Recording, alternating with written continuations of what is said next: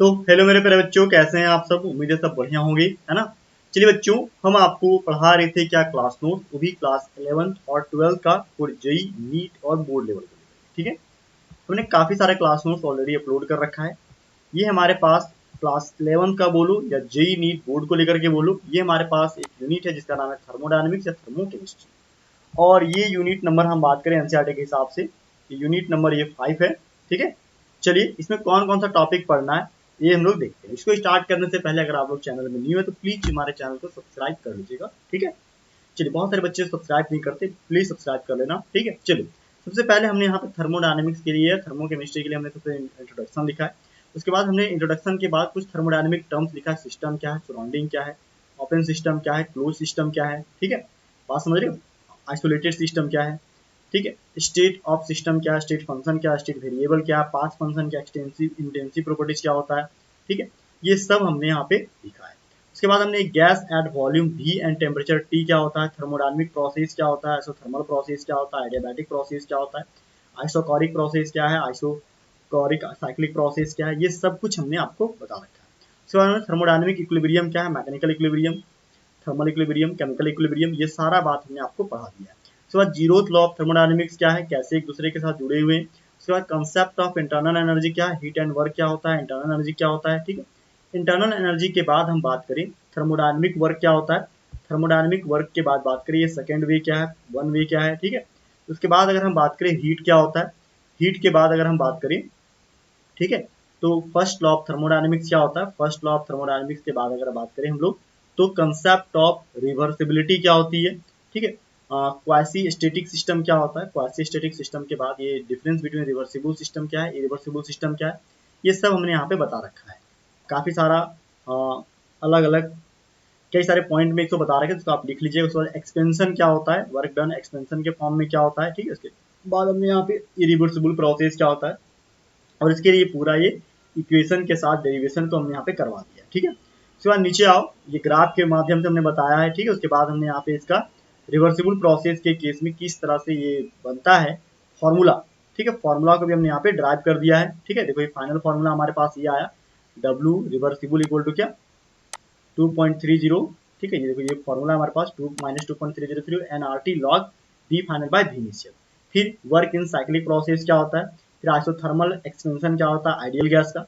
ठीक है, Q बराबर क्या है, बात समझ रहे हैं। तो ये सारा हमने लिखा। फिर वर्क डन क्या होता है various types of thermodynamic process में, आइसोथर्मल प्रोसेस क्या है, आइसोथर्मल प्रोसेस के बाद आइडियाबैटिक प्रोसेस क्या है, delta H equal to n CP delta T क्या होता है, आइसोकोरिक प्रोसेस क्या है, आइसोक्रोक्रिक प्रोसेस के बाद आइसोबारिक प्रोसेस क्या है।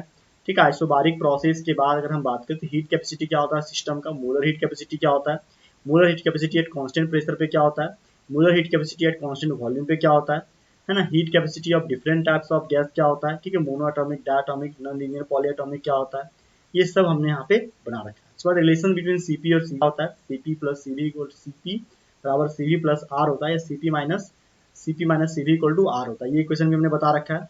पॉलीट्रॉपिक प्रोसेस क्या होता है, पॉलीट्रॉपिक प्रोसेस में C equal to C V plus R बटे एन माइनस वन।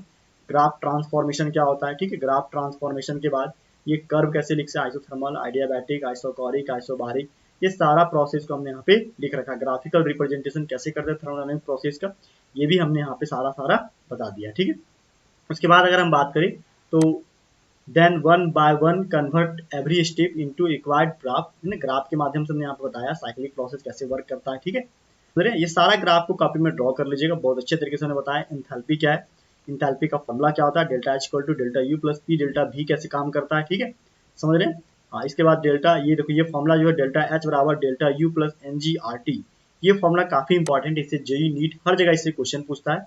इसके बाद हमने डेल्टा U मतलब कैलोरीमेट्री क्या होती है, measurement of delta U delta H, internal energy और एंथैल्पी को कैसे मेजर करते हैं ये बताया हमने, मेजरमेंट कैसे होता है उसको बताया हमने। ठीक है, मेजरमेंट के बाद हमने डेल्टा H का मेजरमेंट कैसे निकलता है ये भी बताया हमने। नीड ऑफ सेकेंड लॉ का क्या जरूरत था, स्पॉन्टेनियस प्रोसेस क्या होता है, एंट्रोपी और स्पॉन्टेनिटी क्या होती है ये भी बताया हमने। ठीक है, उसके बाद हमने बताया यहाँ पे क्या डिफ्यूजन, दो गैस का डिफ्यूजन होता है तो क्या होता है, एंट्रोपी बनता है तो क्या होता है। ठीक है, डेल्टा S टोटल होता है तो क्या बनता है। ठीक है, बात समझ रहे हैं। Delta S Q system reversible बटे T होता है तो क्या बनता है, एंट्रोपी चेंज थर्मोडायनेमिक प्रोसेस में क्या होता है तब क्या बनता है। ठीक है, isothermal process, isochoric process, isobaric process, adiabatic process क्या होता है, इस सब के लिए हमने यहाँ पे बताया है। Sir entropy change during phase transition में एंट्रोपी चेंज क्या होता है, ये सब हमने entropy fusion, entropy vaporization, entropy of sublimation क्या होता है ये बताया हमने, ठीक है, बात समझ रहे हैं। तो इंपॉर्टेंट पॉइंट ऑफ रिमेंबर क्या होता है, रिमेंबर इंपॉर्टेंट पॉइंट को कैसे हम लोग याद रखें, ये सारा बात हमने यहाँ लिखा है। तो सेकंड लॉ ऑफ थर्मोडायनेमिक्स क्या होता है, ये कैसे वर्क करता है एंट्रोपी पे, ये हमने बताया। फिर गिब्स फ्री एनर्जी क्या होता है, स्पॉन्टेनिटी का क्या प्रोसेस होता है, delta G equal to H minus T delta S क्या होता है, ठीक है, ये सब हमने आपको बता रखा है। Delta G system equal to delta H system, T into delta S system क्या होता है, डेल्टा जी बराबर delta H minus T delta S क्या होता है, ठीक है, ये भी हमने बताया आपको। उसके बाद हमने delta S system equal to delta S system minus delta S surrounding क्या होता है, S surrounding equal to delta H surrounding बटे टी है ना, माइनस डेल्टा एस सराउंडिंग बटे टी क्या होता है, ठीक है। रीअरेंजिंग एबव इक्वेशन को रीअरेंज कैसे करते हैं और स्पॉन्टेनियस प्रोसेस को कैसे लिखते हैं, ठीक है। तो delta G equal to delta H minus T delta S less than zero कैसे होता है, ये सारा इक्वेशन हमने यहाँ पे बता दिया। डेल्टा जी नेगेटिव होगा तो spontaneous process, delta G positive होगा तो नॉन स्पॉन्टेनियस प्रोसेस। फिर हमने डिस्क्रिप्शन में लिखा है कि नॉन स्पॉन्टेनियस प्रोसेस के लिए टेम्परेचर क्या क्या होता है, ठीक है। उसके बाद थर्ड लॉ ऑफ थर्मोडायनेमिक्स क्या होता है ये मैंने बताया, ठीक है, कैसे ये टेम्परेचर के रिस्पेक्ट में थर्ड लॉ बोलता है absolute entropy perfectly crystalline substance eight absolute temperature is zero, कैसे एंट्रोपी जो होता है परफेक्टली क्रिस्टलाइन सॉलिड में जीरो हो जाता है, जीरो केल्विन टेम्परेचर पे, है ना, ये थर्ड लॉ ऑफ थर्मोडायनेमिक्स कहता है, ठीक है। उसके बाद थर्मोकेमिकल इक्वेशन क्या होता है, थर्मोकेमिस्ट्री स्टार्ट होता है, ठीक है। थर्मोकेमिकल इक्वेशन क्या है, delta H equal to delta U plus delta n g R T, कैसे इक्वेशन आता है, इंडोथर्मिक प्रोसेस में, है ना, रिएक्टेंट से प्रोडक्ट में कन्वर्ट होते हैं तो किस तरीके से एनर्जी का चेंज होता है, ठीक है, ये सब हमने बताया यहाँ पे। एक्जोथर्मिक प्रोसेस क्या है, एक्जोथर्मिक प्रोसेस के लिए ग्राफ क्या होता है।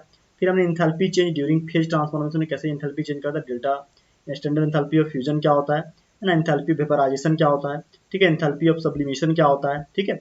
उसके बाद हमने यहाँ पे इंथैल्पीज ऑफ रिएक्शंस क्या होता है, इंथैल्पी ऑफ फॉर्मेशन क्या होता है, इंथैल्पी ऑफ कंबशन क्या होता है, इंथैल्पी ऑफ न्यूट्रलाइजेशन क्या होता है, इंथैल्पी ऑफ सॉल्यूशन क्या होता है, इंथैल्पी ऑफ हाइड्रेशन क्या होता है, लैटिस इंथैल्पी क्या होता है, समझ रहे, ये सारा बात हमने क्या करके यहाँ पे लिख रखा है। उसके बाद बात करें हम लोग रिलेशनशिप ऑफ, है ना, standard enthalpy of solution, standard lattice enthalpy क्या होता है, स्टैंडर्ड हाइड्रेशन एंथैल्पी क्या होता है, ये सब हमने यहाँ पे बताया। बोन डिसोसिएशन एंथैल्पी क्या होता है, हीट ऑफ एटमाइजेशन कैसे वर्क करता है, रेजोनेंस एनर्जी कैसे काम करता है, ठीक है। उसके बाद अगर हम बात करें तो हेस लॉ क्या होता है, हेस लॉ के बाद बोर्न हैबर साइकिल कैसे काम करता है, ठीक है, बोर्न हैबर साइकिल को हमने डिटेल में पूरा लिखा है, उसको ध्यान से पढ़िएगा, ठीक है, वीडियो को पॉज करके, और ये ग्राफ वगैरह को कॉपी में चाहते तो लिख सकते हैं, ठीक है, पॉज करके वीडियो को। क्रिचॉफ इक्वेशन क्या होता है, ये सब कुछ जेई नीट और एडवांस लेवल पे ये आता है, क्रिचॉफ इक्वेशन बोर्ड लेवल पे नहीं आता, इसको लिख लीजिएगा आप लोग, ठीक है। उसके बाद देखो यहाँ पे गिव्स फ्री एनर्जी चेंज क्या होता है इक्विलिब्रियम के साथ, है ना, delta R G naught R T L N K, delta R G naught equal to minus R T L N K, या delta R G naught equal to minus 2.303 R T log K, ठीक है, ये सारा equation है। उसके बाद strongly endothermic reactions क्या होता है, के क्या होता है smaller while for endothermic reactions, के क्या होता है मच लार्जर देन वन, ठीक है। फिर इसका समरी क्या है, समरी हमने यहाँ पे लिख रखा है, ठीक है। समरी के बाद internal energy first law of thermodynamics क्या होता है, ठीक है, ये वर्क एक्सपेंशन क्या होता है, ठीक है, एंथैल्पी क्या होता है, एंथैल्पी चेंज क्या होता है, ठीक है, ये सब कुछ हमने एंथैल्पी ऑफ रिएक्शन क्या है, स्टैंडर्ड एंथैल्पी ऑफ फॉर्मेशन क्या है, ठीक है, एंथैल्पी ऑफ कंबशन क्या है, एंथैल्पी ऑफ सॉल्यूशन क्या है, ये सारा बात हमने यहाँ पे लिख रखा है। हेस लॉ क्या है, ये सब कुछ हमने यहाँ पे लिख दिया है, ठीक है, बात समझ रहे हैं। चलिए, ये थर्मोडायनेमिक्स एक तरह से यहाँ पे कंप्लीट होता है। आप इसको अच्छे से वीडियो पॉज करके लिखिए, या फिर डिस्क्रिप्शन में हमने पीडीएफ का लिंक दे रखा है, तो आप बेटा वहां से भी जाकर इसको डाउनलोड कर लेना, ठीक है। मेरा मकसद सभी बच्चों को एक अच्छा क्लास नोट्स प्रोवाइड करना, तो आई होप ये नोट्स सभी बच्चों को मिल गया होगा। बच्चों आप प्लीज हमारे चैनल को सब्सक्राइब करना मत भूलिएगा। मिलेंगे इसके बाद नेक्स्ट क्लास में, तो थैंक यू सो मच, जय हिंद, बाय, हैप्पी।